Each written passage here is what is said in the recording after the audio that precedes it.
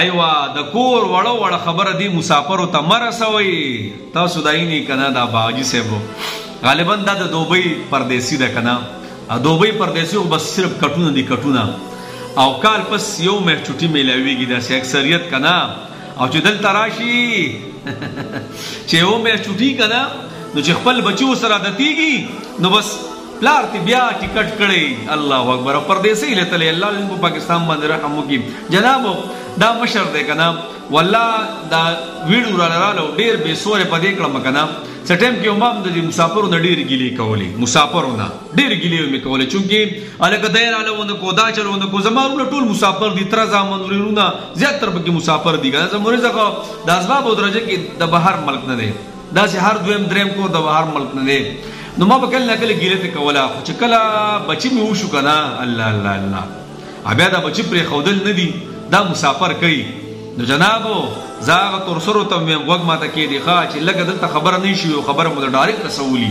نو چې کله به زمادارونه وتل کنه او ما به ایرپورټ ته رسول الله او د خپل بچی به پرې خودل او راتلو به الله اکبر نو ظالم زما د زړه کراس کوي اول اوس مې یو ورور لاړې نو بچی پسې په سحر لبیاړي چې ما خام شو کنه وای زما پلار کم دی بابا جان راضي الله الله زه خو کمرې دی باندې شو مرته نو جناب زما خويندو ته دا خواسته کنه چې دلته وړي وړي خبري وشي ګوره دا بابا تاسو ګوره ټول پردیسی ځواني په پردیسي کې به تیر کړي کنه دا په دې ټیم کې نه راغله ټول ځواني به تیر کړي او د مسافر سره چټي مړه او بیا خاص کر دوبۍ والا سي په کال کې میاش چټي په 2 کال کې 2 میاشتې سعودي والا راشي دلته د حالات داسې تنګ کی والله ما خو تاسو ته زمون خورو ایجنسی ده د مسافرو سره ډیره واسطه ده چې راشي بس وي تنګ مولانا سي نن کسراله شپږ مې چټي و د بحرین او 2 میاشتې تیر کړي وای زم دا ولې تو مې دا حالات دا خرچي خاص کر د خپل خزي د کور والو د اقوا دی خو پلان ډینګ هغه غریب دلته تنګ کوي او چې دلته راشي کنه نو باز زنانه بس داسې خدي و چلته پروتي امون له ګټي ورالېږي الله اکبر مونږ له وای ګټي ورالېږي چې دلته راځي نه جناب ادي مسافر سره ډېر گزاره کوي ډېر گزاره دي مسافر سره کوي وړو وړو خبرو نه مخبروي هغه خبرې په کور کې دننه حل کوي دا مسافر بیا ته سکی هیڅ نشي کولی د سره سکولې نشي او تاسو ورته دا وړي وړي خبرې سکی دا وړي وړي خبرې ورته تاسو ورسوي کنه او هغه بیا ته زړه خوري هیڅ نشي کولی صرف یو رنګ یو ترنګ یو بل ترنګ یو ترنګ بل ترنګ ټول نمخ کې ادي مسافر ډېر قدر کوي والله دا الته ډېری منډې ترلې برداشت کوي د خپل خاندان لپاره برای مهرباني چې دلته راشي د جوټي پسې مو ورسکور کوي او دا تو مې خبرې د زنانه وته هم خدای دې جوړې تو ګوري دا تو مې خبرې دي مسافرو ته مرسوي